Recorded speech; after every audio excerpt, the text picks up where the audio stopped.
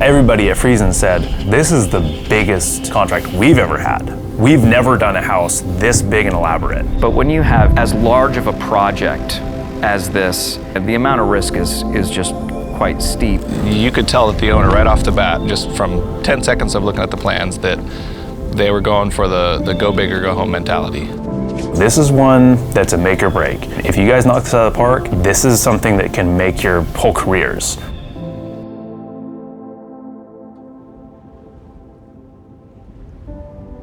I was raised in McKinleyville, so graduated from McKinleyville High. After high school, I couldn't move away far enough and fast enough, and wanted to go to a more metropolitan area. And for over 20 years, lived in San Francisco, New York, and LA.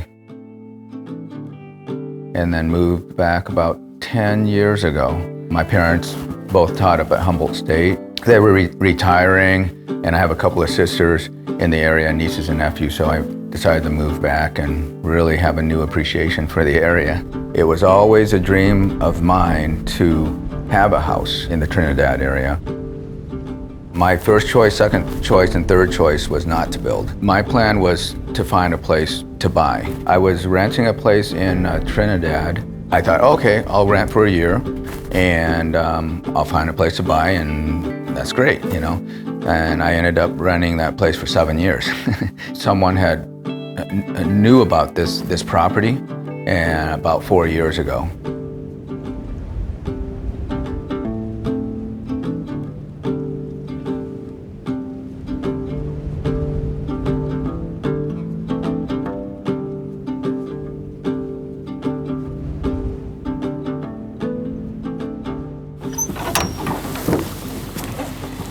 There she is. I lost my tape measure. It's right here. Oh, you found it? Is that it? Oh, you're a blessing. I think I left it on your truck. On the tailgate of it? In this one, or? Yeah. I secured the property in about mid-2020, and that was just the beginning of the pandemic. And then I just went into the process of, permitting, and I got an architect, an interior designer, and we just developed the plans. He had a set of plans already drawn from an architect and had already been through the bid process, and he was going the road that, he was going the road of the dinosaur. It just doesn't work out. There was a disconnect between what was drawn and created and what it would take to build it, what it would cost. That is the case 90 to 100% of the time. So when tin came in, not only was it the old school way that usually doesn't work, but it was a behemoth of a project. So that just increases the inevitability of it dying on the cutting room floor.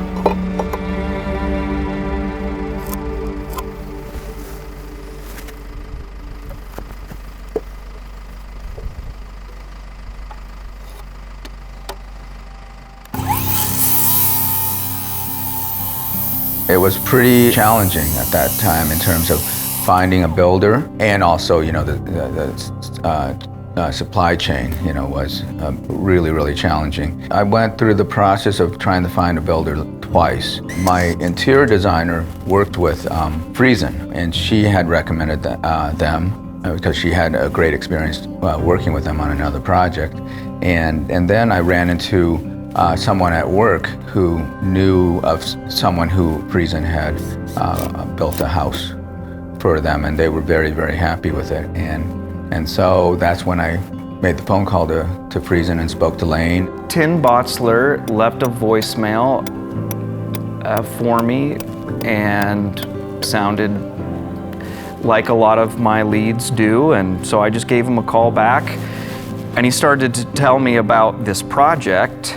I was both excited and pessimistic about it, because Tin's situation is if I were a doctor, I would say your chances aren't good.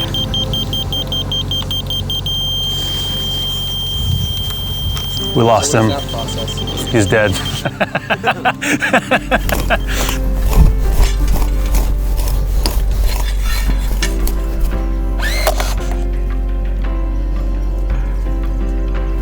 though it was a huge opportunity and I was excited and I loved the design and the project and the architect was great to talk to, because the project had already struggled and they couldn't get the price down, they couldn't get the right builder, I was pessimistic.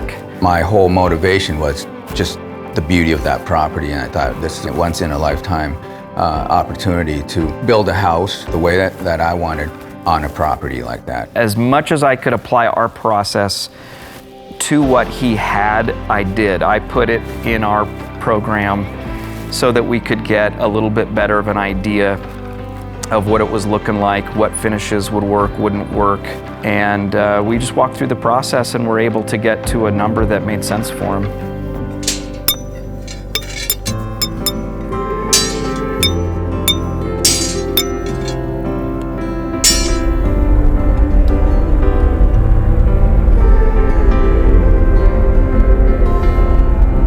They were coming in at like the end of the movie, if you will. And that's kind of how it all really started coming together. Joey got on board with us when we had 2 custom crews going, and immediately he was well liked and did a good job. He cut his teeth with Friesen. He had some talent and abilities. In fact, funny enough, one of the first projects that Friesen ever did was building a large custom shop for his parents, and Joey was just a teenager running around on his skateboard, and lo and behold, you know, some 5 years later or so, he got his first construction job with us. Seeing them, to me, the coolest guys in the world. You know, they'd show up and they had tractors and they had tools and they could like build whole walls and stand them up, and holy cow, they got a lot done in one day. And to me, that was my era of building skate ramps in my dad's barn. So for me to like look at my little measly tasks and see these cool guys like making this huge house, it was mind blowing. And them being the way they are, their culture and just their personalities, they involved me as much as what seemed appropriate. They would show me the tools and show me the tractors and explain stuff a little bit and just like inspire me like crazy. Yeah, Back up a little bit more. Yeah. Give us a 12. Just Back a little bit more. How many Viltrakis dudes can you fit in one corner? So I lived down in Rio Dell, and Nevin, Russell's younger brother, lived just like 4 houses down and across the street. And I was transitioning from college in Reading. Didn't work out there. I wasn't there to learn. I was there to like fart around, snowboard, and ride bikes, and just fell out of love with the idea of doing it. So I moved to Rio Dell, and I had built up a small cash reserve to just exist for a while, and was building a fence in the backyard because it had dogs. And out in Bloxburg, you can have dogs on 100 acres and they kind of are okay. You don't need a fence. In Rio Dell, you don't want that. And so I was building a fence in the backyard, and good old Nevin Friesen walks up one day, actually knocks on my door while I was inside taking a break, and was just, "Oh, Joey Viltrakis, what are you doing here? You're my neighbor now. You're building the fence. That's cool. What's going on?" And I was like, "Yeah, I don't really know how to, but I'm building the fence." "Yeah, I'm your neighbor. Hi, neighbor." And he goes, "Well, you want to come build houses with us?" And I was like, "Yeah, dude, that sounds really cool. Sure. How do I do that?" He's like, "Well, bring your tool bags and, you know, show up and we'll talk about it." And I didn't have tool bags at the time. Like, "Oh, tool bags? Like, I got a couple bags, you know, to put tools in them." So I was green enough that I didn't even know like what a proper set of tool bags was, and bought some, and then had to ask him, "What do you put in these things?" And he was like, "Don't you know?" Nevin changed my life in a way, because if he hadn't done that, hadn't like taken that leap of faith, I don't have a clue what I would have done, but it probably wouldn't have naturally been to go work for a custom home builder. You know what we would do if we were way more smooth-brained? What? Is have him drive as like angled to the wall as possible, and he could just drive backwards. Well, that's what I thought we were gonna do, and then I saw my perpendicular to it. Nope. I mean, yeah, totally told him. Yeah, that's what we're gonna do the whole He time. was supposed to. Oh. I got a little close to the edge. Look at that. I mean, I've been here basically since day one. I mean, literally since day one of Viltrakis Design Build, previously Viltrakis Construction, previously No Name. It really started when Joey and Michelle invited us over for dinner. And I told them, I said, you know, I'd love for my mail route to be self-sufficient to where I can stand back and just manage it. And I've always wanted to learn construction. I've always wanted to learn how to build houses, work on houses and stuff. And at that point, Joey was working for Friesen Design Build. He said, you know, oh man, that'd be so cool if you came and worked with me. That'd be so much fun, because Joey and I had been friends for a handful of years. I remember just going to Russell and being like, you don't even need to interview this guy. You have my word. He's a man's man. He's a solid dude. He like shows up on time, sober, not like a problem maker. Even in my talks with Russell, he was like, the minute I shook his hand, he's hired. Yeah. Like we just had to get through the formality of, oh, I guess we're interviewing and we're doing this, but he presents very well. He's a very good first impressionist and thoroughly, you know, continuing on to make a good impression, because that's just who he is. I'm so hungry. I tried to get us pizza, but Holly's going south. For the winter?